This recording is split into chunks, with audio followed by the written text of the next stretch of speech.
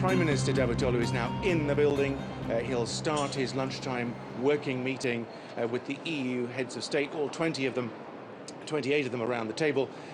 He is clearly looking for a greater sense of solidarity and togetherness, and this is what he said along those lines when he entered the building a short while ago.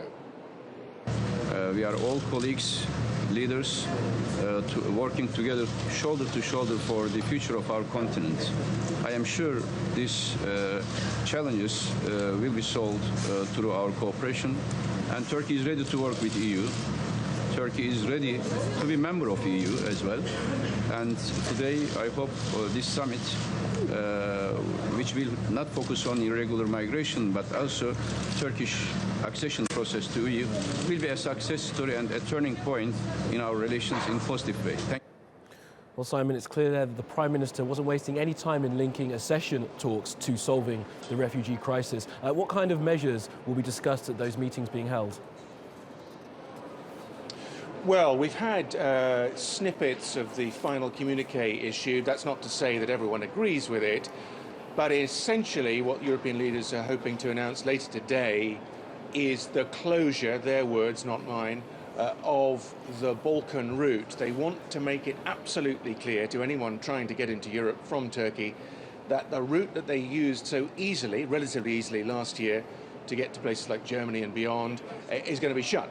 Now that has serious implications, of course, for Greece and, of course, for the migrants themselves. The second part of the EU communique will attempt to reassure Greece that the bottleneck, the building up of refugees and migrants in Greece, which will surely happen, according to UN estimates, 100,000 people are expected to arrive and stay cooped up, if you like, in Greece by the end of March alone.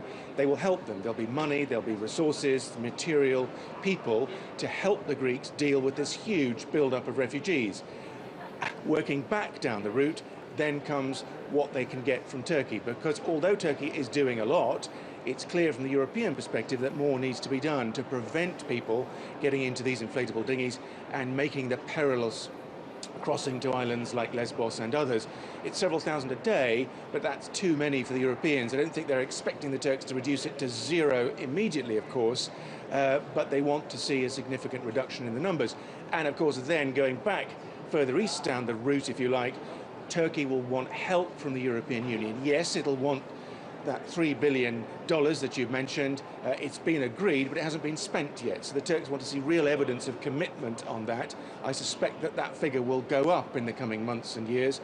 I think the Turks really want a sense of solidarity from the Europeans, that they want help to deal with the problem. They will repeatedly tell European leaders that they have got 2.7 million Syrian refugees already on their soil. Let's share the burden of this problem. And yes, of course, the Turks also want to hear good things about the possibility of Turkish accession to the European Union. That's a much more complicated and problematic issue for many European leaders. The short-term goal, of course, is to get the Turks on side and reduce the numbers of people reaching the beaches of Greece. Well, Simon, we'll be back to you later on in Brussels. Thanks for now.